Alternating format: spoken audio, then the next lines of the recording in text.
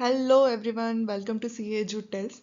तो आज का जो टॉपिक है ना हमारा, it's very fundamental and it's very important concept in audit, which is assertion.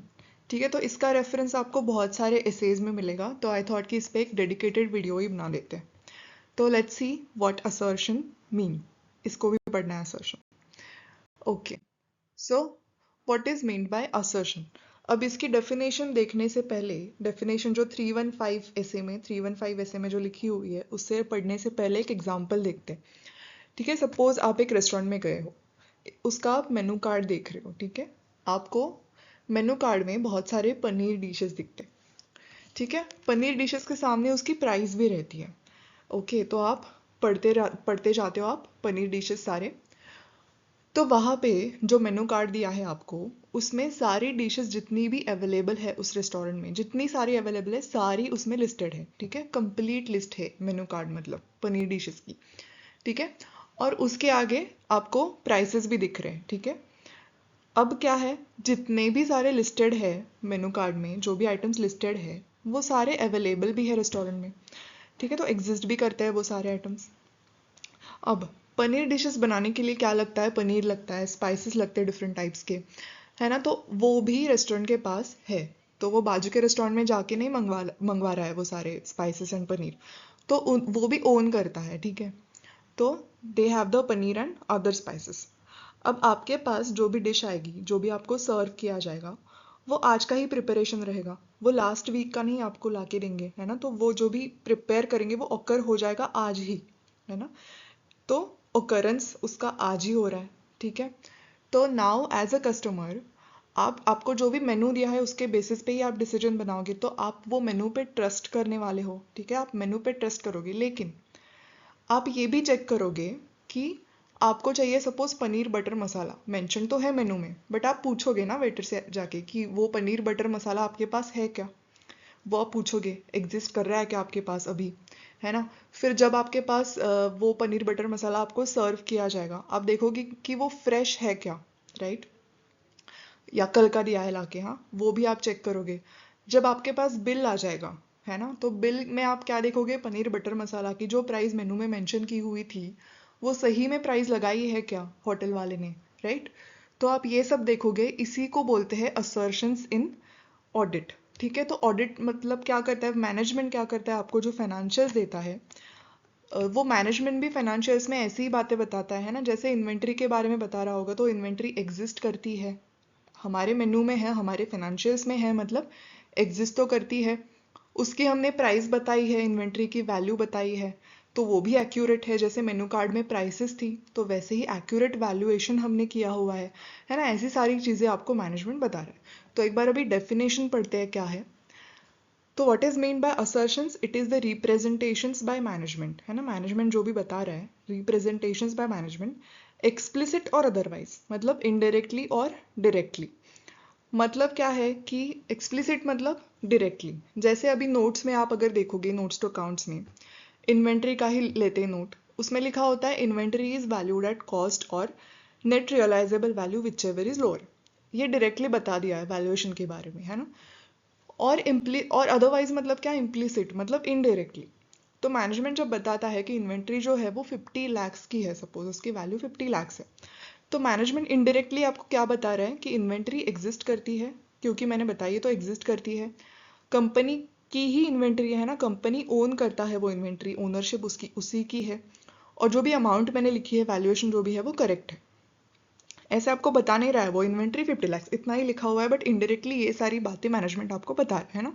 So explicit और otherwise that are embodied in the financial statements, मतलब जो फाइनेंशियल स्टेटमेंट्स में है और जो ऑडिटर यूज करता है for what, to consider the different types of potential misstatements that may occur. मतलब पोटेंशियल मिसस्टेटमेंट्स इसी में होंगी ना। इन्वेंट्री शायद एग्जिस्ट ही ना करती हो और मैनेजमेंट बता रहा हो, शायद जो वैल्यूएशन जो 50 lakhs का किया है वो शायद गलत हो, तो उसमें मिसस्टेटमेंट हो सकती है ना। तो these are the potential misstatements इसी में हो सकते हैं। तो this is meant by assertions. तो these are basically the representations by the management, explicit or otherwise, that are embodied in the financial statements as used by the auditor to consider different types of potential misstatements that may occur. अब देखते हैं assertions कौन कौन से होते हैं। तो पहला है occurrence, rights and obligations, existence meaning देखेंगे इसका अगले स्लाइड में, but let's see what are the assertions पहले। क्लासिफिकेशन, फिर accuracy, completeness and cut off. अब आपके लिए एक मेमोरी टेक्निक भी बनाया मैंने, तो ये सारे इनिशियल जो लेटर्स है वो लिए हैं, ठीक है। तो क्या बनता है अपना मेमोरी टेक्निक, ओ रे सी ए ये ले हमारे अकाउंट्स। आपने अगर वो गाना सुना होगा, ओ रे छोरी, sorry for my voice, but वैसे ही आपको बोलना है, मैनेजमेंट बोल रहा है ओ रे सी ए ये ले हमारे अकाउंट्स। ओके, तो ए आपको 2 बार यूज करना है, यहाँ पे कॉमन है इसलिए ए को रेड किया हुआ है। तो ओ रे सी ए ये ले हमारे अकाउंट्स, मैनेजमेंट बोल रहा है। तो O for occurrence, R for rights and obligations, E for existence, C for classification, A for accuracy, C for completeness, cut off. Okay, again C for cut off. तो ये मेमोरी टेक्निक तो ठीक है, but I would recommend कि instead of memory technique आप logic से इसको याद रखो, है ना। वो भी हम देखेंगे कैसे लॉजिक से याद रखना है, but before that let's understand what these terms formally mean. Okay, so yes, what is occurrence? Occurrence is what? These are the transactions and events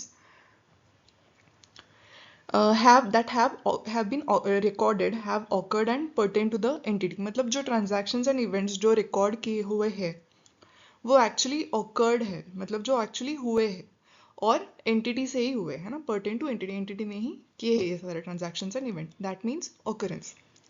फिर क्या है, राइट्स एंड ऑब्लिगेशंस, नाम से ही पता चल रहा है कि एसेट्स का राइट्स कंपनी के पास है, कंपनी होल्ड्स और controls the right of assets, and liabilities that are obligations of the entity, है ना। ऑब्लिगेशंस जो भी है, लाइबिलिटीज जो भी है वो कंपनी के ही ऑब्लिगेशंस है। नाउ व्हाट इज एग्जिस्टेंस, मतलब एसेट लाइबिलिटीज इक्विटी जो भी है वो एग्जिस्ट करता है। क्लासिफिकेशन मतलब transactions and events have been recorded in the proper accounts. Accuracy मतलब क्या, जो amounts, other data relating to recorded transactions and events have been recorded appropriately. Okay. Completeness मतलब सारे transactions, events जितने भी जो भी है वो recorded है, have been जो भी recorded है have been recorded, मतलब जो भी हुए हैं वो सारे record किए गए, मतलब जो भी occurred है वो सारे record भी किए हुए completely. यहाँ पे शायद have been occurred होना चाहिए था, sorry for that. All the transactions and events that should have been sorry that should have been recorded have been recorded, yes, मतलब जो भी रिकॉर्ड होने चाहिए थे वो सारे हमने, जो भी रिकॉर्ड होने चाहिए थे वो सारे हमने रिकॉर्ड किए, that means completeness. And cut off means what, transactions and events have been recorded in the correct accounting period, right. तो जो जैसे हमने देखा था कि वो पनीर की डिशेस जो भी आपको दी गई थी वो कल की नहीं है, वो आज की फ्रेश है, तो जितने भी सारे ट्रांजैक्शन है वो करेक्ट अकाउंटिंग पीरियड में ही रिकॉर्ड होनी चाहिए। ओके, अब हमारे फाइनेंशियल्स में क्या क्या होता है, बैलेंस शीट होती है ना, P&L होता है एंड नोट्स टू अकाउंट्स होता है। तो बैलेंस शीट के लिए अलग अलग हमें असर्शंस टेस्ट करने पड़ते हैं, फिर P&L अकाउंट के लिए अलग अलग टेस्ट करने पड़ते हैं, एंड फॉर डिस्क्लोजर्स अलग करने पड़ते हैं। क्योंकि अगर यहाँ पे भी आप अगर देखोगे तो ऑकरेंस में लिखा हुआ है ट्रांजैक्शंस एंड इवेंट्स, है ना। फिर राइट्स एंड ऑब्लिगेशंस में ट्रांजैक्शन एंड इवेंट्स का कुछ लिखा हुआ नहीं, उसमें लिखा है डायरेक्टली एसेट एंड लाइबिलिटीज का। फिर एग्जिस्टेंस में ट्रांजैक्शन इवेंट्स नहीं लिखा हुआ है, यहाँ पे लिखा हुआ है asset liabilities exist and equity exist, है ना। क्लासिफिकेशन में आपको दिखेगा ट्रांजैक्शन एंड इवेंट्स है। एक्यूरेसी में ट्रांजैक्शन एंड इवेंट्स है, मतलब ट्रांजैक्शन एंड इवेंट्स मतलब जो रिलेट्स टू P&L अकाउंट, है ना। तो वो भी देखते हैं एक बार। जैसे अभी आपको यहाँ पे दिखा होगा, तो these are the assertions about the account balances at the period end. तो जैसे पीपीई का यहाँ पे एक एक्सट्रैक्ट लिया हुआ है बैलेंस शीट से, तो पीपीई का अगर हम टेस्ट करें तो यहाँ पे देखो अब कैसे लॉजिक आप अप्लाई कर सकते हो। तो आपको असर्शंस तो पता चल गए, है ना, और ये ले हमारे अकाउंट्स, तो उससे आपको असर्शंस तो पता चल गए। अब पीपीई जब आप टेस्ट करोगे, आप पहले क्या सोचोगे, यहाँ पे अमाउंट जो दी गई है वो करेक्ट है क्या, है ना। फिर आप क्या देखोगे कि वो पीपी ये बता रहे हैं बट वो एग्जिस्ट करता है क्या, और अगर एग्जिस्ट भी करता होगा तो ये कंपनी का ही है क्या, है ना, और ये कंप्लीट है क्या, राइट। तो ये सब क्वेश्चंस आपके मन में आएंगे अगर आप प्रोफेशनल स्केप्टिसिज्म आप अगर मेंटेन करते हो, तो ये क्वेश्चंस आ जाएंगे। जैसे एग्जिस्टेंस एग्जिस्ट करता है क्या, आप फिजिकली वेरीफाई करके वो देख सकते हो। फिर क्या है, राइट्स एंड ऑब्लिगेशंस, है ना, मतलब आप वो कंपनी का ही उसकी ओनरशिप है क्या कंपनी की, है ना, वो इनवॉइसेस एंड ऑल ये सब देख के आप पता कर सकते हो कि कंपनी का ही है क्या। फिर क्या है वैल्यूएशन एंड अलोकेशन। वैल्यूएशन मतलब जो भी प्राइस यहाँ पे दी गई है वो करेक्ट है क्या। अलोकेशन मतलब आप ऐसे इसको क्लासिफिकेशन की तरह से यूज कर कट ऑफ की तरह से यूज कर सकते हो, मतलब जैसे कि डेप्रिसिएशन होता है पीपी में, तो वो डेप्रिसिएशन सही पीरियड में उन्होंने लिया है क्या, है ना, वो हो सकता है अलोकेशन का मतलब। एंड देन कंप्लीटनेस मतलब जो भी रिकॉर्ड होना चाहिए था वो सारे के सारे उन्होंने रिकॉर्ड किए हैं एसेट्स, ठीक है। तो ये हो गया अकाउंट बैलेंसेस के असर्शंस। उसके बाद पीएनएल के पास आते हैं, अगर आपको सपोज रेवेन्यू टेस्ट करना है तो assertions about classes of transactions and events for the period under audit. इसमें क्या क्या चेक करोगे, अकरेंस, है ना, एग्जिस्टेंस वहां पे चेक कर रहे थे, तो यहाँ पे existence is replaced by occurrence, तो इवेंट्स एंड ट्रांजैक्शंस वो हुए हैं क्या सच में, ठीक है। वहां पे हम वैल्यूएशन चेक कर रहे थे फॉर अमाउंट्स, यहाँ पे क्या कर रहे हैं, यहाँ पे एक्यूरेसी चेक कर रहे हैं, है ना, एक्यूरेटली रिकॉर्ड किए गए हैं क्या अमाउंट्स, और जो भी हुआ है वो एक्यूरेटली रिकॉर्ड किया गया है। कंप्लीटनेस दोनों में कॉमन ही है क्योंकि सारे हमें ट्रांजैक्शन सारे एसेट्स लाइबिलिटीज सारे रिकॉर्ड करने, इसलिए कंप्लीटनेस। फिर वहाँ पे अलोकेशन था, यहाँ पे है क्लासिफिकेशन, है ना, जैसे अगर रेवेन्यू का क्लासिफिकेशन आप देख रहे हो तो रेवेन्यू में डोमेस्टिक रेवेन्यू है, एक्सपोर्ट का रेवेन्यू है, वो अलग अलग से लिखा हुआ है क्या, फिर प्रोडक्ट का सेल अलग होता है, सर्विस का सेल अलग होता है, वो रिकॉर्ड उन्होंने क्लासीफाई सही से किया है क्या, वो आप देखोगे। एंड एंड में आता है कट ऑफ, मतलब जिस पीरियड का सेल्स है उसी पीरियड में वो रिकॉर्ड होना चाहिए, ठीक है। तो अकरेंस, एक्यूरेसी, देन तीन सी आते हैं, classification, completeness and cut of, ठीक है, ये सारे होंगे। अब assertions about presentation and disclosure, मतलब जो नोट्स में, अब यहाँ पे इन्वेंट्री के जैसे नोट है डिस्क्लोजर्स में, तो इसमें सारे आते हैं अदर देन कट ऑफ, ठीक है। ये सारे occurrence, rights and obligation, completeness, classification, understandability, accuracy and valuation, ठीक है, ये सारे आते हैं। कट ऑफ तो हमने वहीं पे देख लिया, ओके। तो डिस्क्लोजर में वही, डिस्क्लोजर में फिर वो बैलेंस शीट का भी हो सकता है, पीएनएल का भी हो सकता है ना, तो इसमें सारे इन्होंने कंबाइन कर दिए, ठीक है। तो अगर आपको बैलेंस शीट के असर्शंस चेक करने हैं, ERCV, ओके, ERCV, एंड अगर पीएनएल के करने हैं तो OCACC, OCACC, आपको जो भी चाहिए आप बना दो, but I think memory technique से अच्छा है आप उसका जब मीनिंग देखोगे अकरेंस मतलब क्या, और इसको अगर रिलेट करोगे कि if this is with respect to liability, with respect to asset, मतलब बैलेंस शीट से रिलेट करता है, पीएनएल से रिलेट करता है, तो वो ज़्यादा आपको अच्छा रहेगा, क्योंकि आपके पास मेमोरी टेक्निक्स बहुत सारे होते हैं आई बिलीव, है ना, तो वो भूल जाते हैं एग्जाम के टाइम पे, तो लॉजिक काम करता है हमेशा, इसलिए। Okay, so again balance sheet के लिए ERCV एंड पीएनएल के लिए OCACC, और अगर सारे के सारे आपको याद रखने हैं तो ORECA, ये ले हमारे अकाउंट्स, क्योंकि अकाउंट्स में ही असर्शंस होंगे, राइट। यस, तो that was all about the assertions.